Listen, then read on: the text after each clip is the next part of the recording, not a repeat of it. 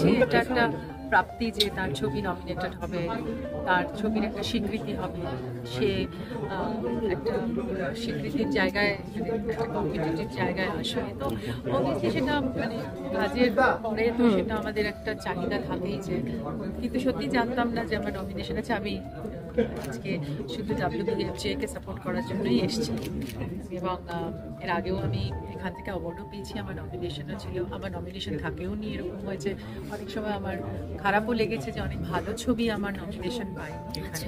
In fact আজকেও দেখলাম যে আমার এই বছরের একটা খুব ভালো ছবি ছিল যেটার নাম দাবারু, সেটার কোনো নমিনেশন নেই এবং সেটার কোনো রকম মানে কোনো বিভাগেই নমিনেশন। তো সেই জন্য আমার মনে হয় যে হয়তো কিছু কিছু ব্যাপারে খারাপ লাগা থাকে, কিন্তু তাহলেও আমি বলবো যে, এবং তারপরে WBFJ হলো, সেইটারও একটা ডেফিনেটলি একটা জায়গা তৈরি হচ্ছে বেশ কিছু বছর ধরে। এই অ্যাওয়ার্ডটা খুব সুন্দর করে করা হয় এবং অনেক ভালো ভালো কাজ আমরা এখানে দেখতে পাই। তো অবভিয়াসলি সেই জন্যই আমার মনে হয় যে এটা প্রয়োজনীয় জায়গা। আমাদের বাংলার ঐতিহ্য যে আজকে BFJ অ্যাওয়ার্ড এমন একটি অ্যাওয়ার্ড যার সঙ্গে এমন এমন মানুষের নাম জড়িয়ে আছে যারা প্রবাদ প্রতীক, এবং যারা পুরস্কৃত হয়েছে তারাও প্রবাদ প্রতীক। ভারতীয় চলচ্চিত্র জগতের 100 বছরের ইতিহাস যদি আমরা টানি তাহলে দেখা যাবে তারা এই ইন্ডাস্ট্রির ইন্ডাস্ট্রির একদম উপরের দিকে বিরাজ করেন এবং তারা who's who of this industry, তারা আমাদের WBFJ অ্যাওয়ার্ড নিতে এসেছে।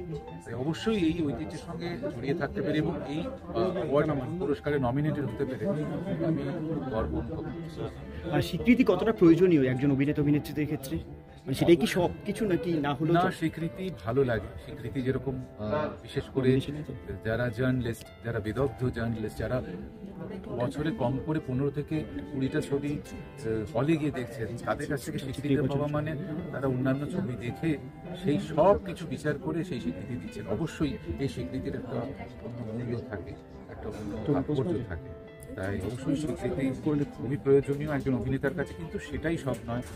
ভালো কাজ করে যাওয়া, দর্শকদেরকে আনন্দ দেওয়া, সেটা আরো বড় একটি দায়িত্ব বলে আমি মনে করি। তোমার ছবির অনেকগুলো নমিনেশন টোটাদা, অনেকগুলো ক্যাটাগরিতে, এটা একটা অন্যরকমের ভালো লাগা তো অবশ্যই। অবশ্যই আমার ছবি, অর্থাৎ আমাদের ছবি চালচিত্র দ্য ফ্রেম ফর টাল, এটা অনেকগুলো নমিনেশনে, অনেকগুলো বিভাগে নমিনেটেড হয়েছে। এটা আমাদের কাছে আনন্দের বিষয়, কারণ নিজের ছবি সবাই মিলে আমরা কাজ করেছি, খুব আনন্দ করে কাজ করেছি, খুব ভালোবেসে কাজটা করেছি। তাই যখন সহকর্মীদের এই নমিনেটেড হতে দেখছি সত্যি আনন্দ হচ্ছে, যেন মনে হচ্ছে যেন নিজেরাই আমরা নমিনেটেড হয়েছি। ওদের যখনই ছবি বেরোয় এবং যারা আমার চেনাশোনা তারা বলে যে আমার ছবিটা বেরিয়েছে, একটু দেখিস তো কি বলছে বা কি লিখছে, একটু জানা। এটা আমি বারবার, এটা আজকাল মোটামুটি 1-1.5 বছর ধরে এই রিকোয়েস্টগুলো বেশি বেশি পাচ্ছি।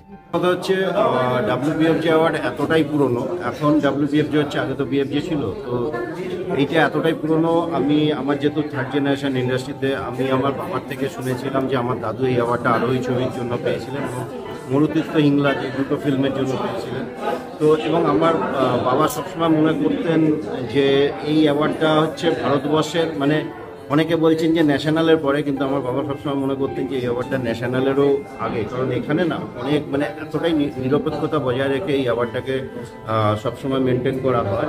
তো সেক্ষেত্রে এই অ্যাওয়ার্ডটা আজকে মানে আমারও ধরো 5 বার পাওয়া হয়ে গেছে এখান থেকে, মানে সকলের আশীর্বাদে এবং জার্নালিস্টরা যেভাবে সাপোর্ট করেছে, মানে আমার কাজটাকে তারা পছন্দ করেছে।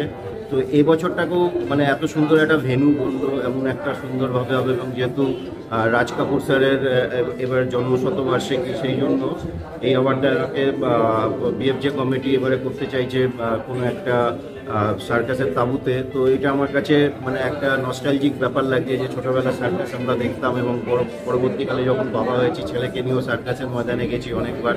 তো আবার নতুন করে এবারে সার্কাসের ময়দানে অ্যাওয়ার্ড হচ্ছে, এটা আমার কাছে একদম খুবই নস্টালজিক লাগছে, এবং মানে ছোটোবেলা সার্কাসটাকে দেখতে পাবো এবং খুবই একটা অভিনব একটা প্রয়াস মনে হচ্ছে। তো থ্যাংক ইউ WBFJ কমিটিকে, অর্গানাইজারদেরকে, গৌতম জৈন স্যারকে, রিয়েলকে এবং প্রত্যেক সাংবাদিককে যারা এইভাবে এটাকে চিন্তা করতে পেরেছে।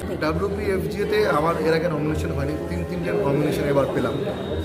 আমি যখন দেখতাম আমার তখন আমার নিজের ইচ্ছে হতো যে যেহেতু এটাতে একটা মানে বিরাট কঠিন বাছাই পর্বের মধ্যে দিয়ে গিয়ে তারা ফাইনালাইজ করেন কারা কারা নমিনেটেড হবে। তো আমার মনে হয় এই কাজের একটা মিনিমাম যোগ্যতা না থাকলে এখানে নমিনেটেড হওয়া যায় না। ওই জায়গা থেকে আমার কাছে কোয়াইট ইন্সপায়ারিং, যারা ভালোবেসেন, যারা কোয়ালিটি লোক, যারা বিচার করেন, তারা আমার কাজকে তারা সেই যোগ্যতায় জায়গা দিয়েছেন, স্থান দিয়েছেন। আমি আগামী জীবনে এটাই চাইবো, প্রার্থনা করবো এবং আপনারা প্রার্থনা করবেন যেন আমি আগামী জীবনে কেমন লাগছে? হ্যাঁ গো, ছবি বক্স অফিসে সাফল্য পেয়েছে, তারপর WBFJ এর মতন প্ল্যাটফর্ম থেকে মানে ডাকা, নমিনেশন পাওয়া একটা ছবি, এটা যথেষ্ট গর্ব।